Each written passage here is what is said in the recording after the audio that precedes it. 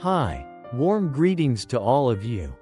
Welcome back to Sky Wanderer, the channel where we share knowledge for personal growth and self-development through amazing books. In 1857, French writer Gustave Flaubert was prosecuted for the story of infidelity depicted in his novel Madame Bovary. The book was accused of offending public morality and religion in France. However, after being defended by his lawyer, Flaubert was acquitted. This event caused a huge public outcry, drawing more readers to his novel. It quickly became the best-selling book of that year. Even by 2007, Madame Bovary ranked second on Time magazine's list of the 10 greatest novels of all time. To this day, many people still refer to it as a cautionary tale. The protagonist of the novel, Emma, also known as Madame Bovary, is the wife of Charles Bovary, a doctor who loves her deeply. However, Emma constantly dreams of a romantic and ideal life. She engages in 2 extramarital affairs and becomes burdened with immense debt. In the end, with no other way out, Emma buys a dose of arsenic and ends her life. Emma's tragedy is heartbreaking and serves as a reminder for us. Often, unhappiness in life is rooted in the very happiness we pursue, the happiness we have but fail to cherish. Today, Sky Wanderer brings you the lesson: don't search for happiness while living in it, as illustrated through Madame Bovary. Unhappiness is living in happiness without recognizing it. Emma was born into a wealthy farming family and raised as a refined young woman. Her father nurtured her as if she were a member of the aristocracy. She was sent to a convent school at the age of 18, where she learned dancing, playing the piano, painting, and embroidery, instead of focusing on religious teachings. After leaving school, Emma retained a romantic spirit, yearning for an ideal love, much like the stories she secretly read during her time in the convent. But for Emma, love was like a pink feather floating in the sky, something enchanting yet unreachable. Leaving her in despair, her life took a turn when Charles Bovary, a doctor, came to her house to treat her father's injury. Charles fell in love with Emma at first sight, and it wasn't long before the two were married. Emma became Madame Bovary. However, after a short period of marital bliss, Emma realized that married life was nothing like her dreams. She had hoped her husband would be ambitious and celebrated, but Charles was content with his modest earnings and lacked any drive for greater achievement.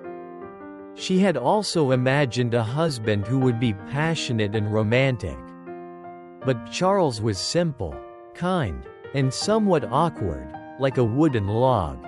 Emma longed for a wealthier, more luxurious life, but instead, she was subjected to her mother-in-law's constant nagging about being frugal. Her life felt unbearably dull. Emma described it as if her heart was tangled in a spider web, with spiders crawling everywhere, and she couldn't free herself, chasing illusions instead of embracing reality. Emma's dissatisfaction reached new heights when she was invited to a ball hosted by a marquis. The grandeur and opulence of the event overwhelmed her. In that moment, her monotonous life seemed to crack open, allowing a radiant beam of light to shine through. From then on, Emma could no longer endure her current life, which felt like darkness. She believed it was her duty to escape and elevate her life to match her dreams.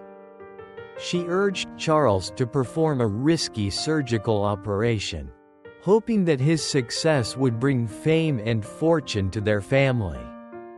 However, The operation failed, bringing shame instead of glory. Emma's hopes for her husband completely crumbled. Despite Charles's efforts to shield her from financial worries and his unwavering devotion, Emma remained discontent. She yearned for a passionate, abundant life, not the simple, quiet domesticity Charles offered. Emma overlooked her husband's genuine love and care.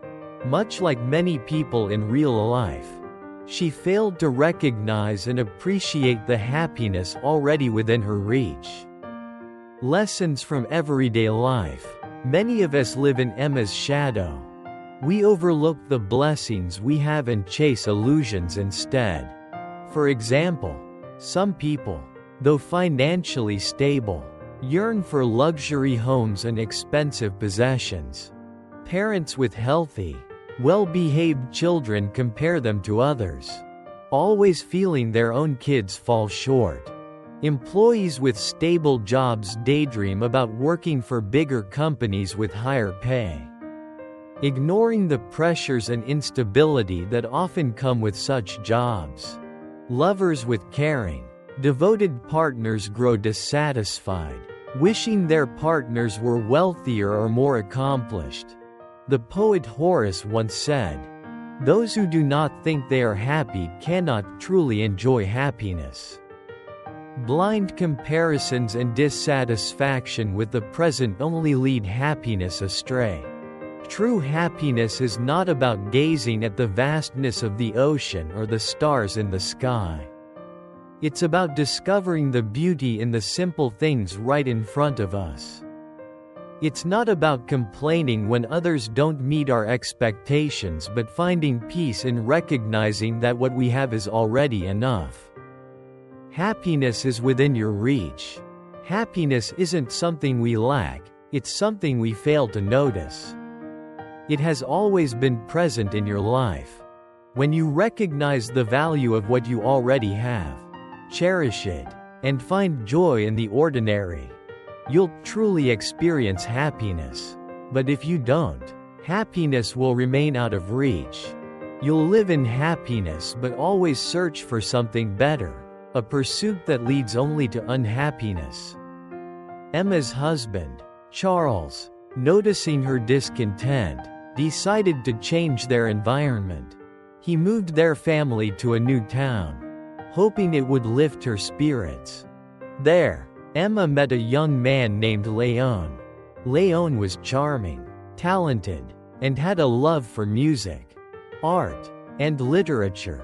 The two of them quickly connected and began exchanging flirtatious, meaningful glances. Emma silently delighted in finding someone she believed to be her soulmate. However, Léon, wanting to focus on his career, left for Paris. Once again, Emma's hopes for happiness were shattered. Soon after, another man entered her life, Rodolphe, a wealthy and experienced 34-year-old landowner. Rodolphe, captivated by Emma's beauty, quickly recognized her naivety and shallowness. He began whispering sweet nothings into her ear, patiently waiting for her to fall for him. And she did. The two became lovers, and Emma was swept away by the thrill of their secret affair. She felt as though she had finally found the love she had longed for. Lamenting, "Why couldn't we have met sooner?" Blinded by passion, Emma suggested that she and Rodolphe run away together, leaving everything behind. Rodolphe pretended to agree but postponed their escape repeatedly. When the day of their planned elopement arrived, he left only a letter behind, ending the relationship. Heartbroken and devastated, Emma fell gravely ill. Despite her betrayal, Charles cared for her lovingly, nursing her back to health, chasing illusions instead of facing reality. Emma yearned for passionate love to quench the dryness in her soul. She believed she had found true love with Léon and later Rodolphe. Each time, She convinced herself that her lover was her perfect match, her soulmate, but these relationships were mere illusions. While her brief connection with Léon was like a droplet sliding off a lotus leaf, her affair with Rodolphe was something she had staked everything on. Rodolphe, experienced in matters of the heart, knew how to play the game. For him, Emma was nothing more than another conquest. Once he grew bored, he left without hesitation. In life, many people are like Emma. They are filled with fantasies and high expectations of meeting someone better than their current partner. They envision an ideal lover, perfect in every way. For her, he must be tall, handsome, successful, and wealthy, able to let her live a luxurious life. For him, she must be beautiful, elegant, and supportive, someone who admires and respects him unconditionally. But such perfection exists only in fantasies. The myth of the perfect partner. Many young people today hesitate to marry because they are waiting for the right person, someone who meets their 100% ideal. As a famous host once said, there is no such thing as a perfect partner. If there is, that person is likely a manipulative individual. If you meet someone who seems flawless, be cautious, they might not be who they appear to be. Chasing unrealistic illusions is like trying to catch the moon's reflection in water or reaching for stars in the sky. True happiness doesn't come from perfection in others or having all our expectations met. Instead, it comes from maturity, gratitude, and appreciating the beauty in what we already have. Great relationships don't come effortlessly, they require effort, understanding, and compromise from both sides. When you stop chasing fantasies and focus on nurturing the values within yourself and your current relationships, you'll realize that happiness has always been in your hands. The cost of losing control. Emma, devastated and desperate, tried to move on, but when she reunited with Léon after some time, she once again fell into his arms.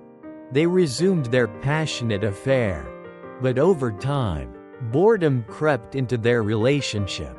Emma, sensing Léon's growing indifference, tried to hold onto him by showering him with expensive gifts.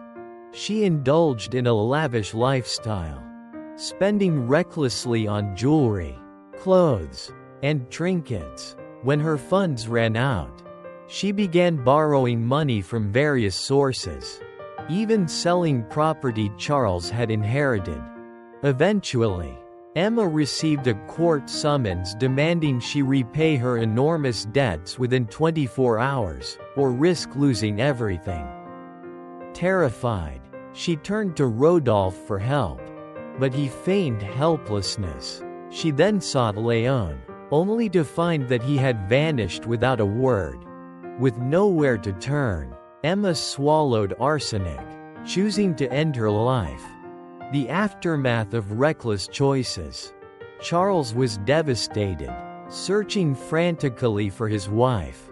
When he found her, it was too late. Emma had already passed away.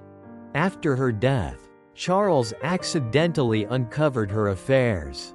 Yet, instead of resenting her, he envied the love she had given to others.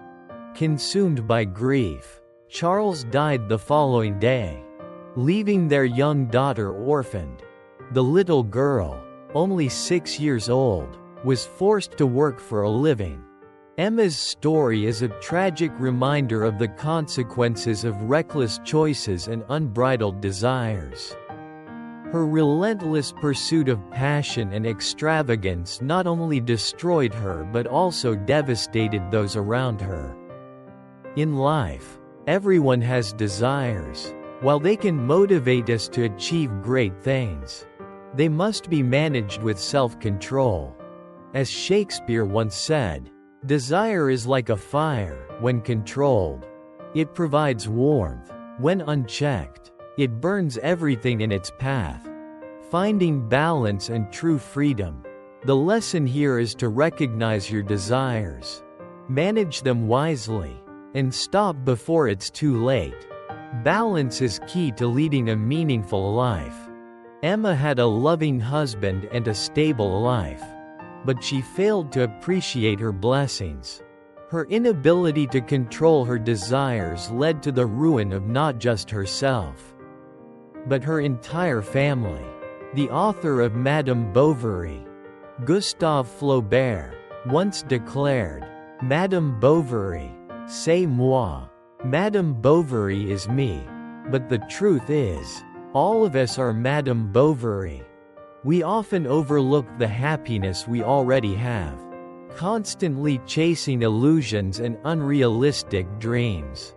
American scientist Ralph Waldo Emerson once said, "A man travels the world in search of what he needs, and returns home to find it." True happiness is always nearby, in the simple, ordinary moments of daily life.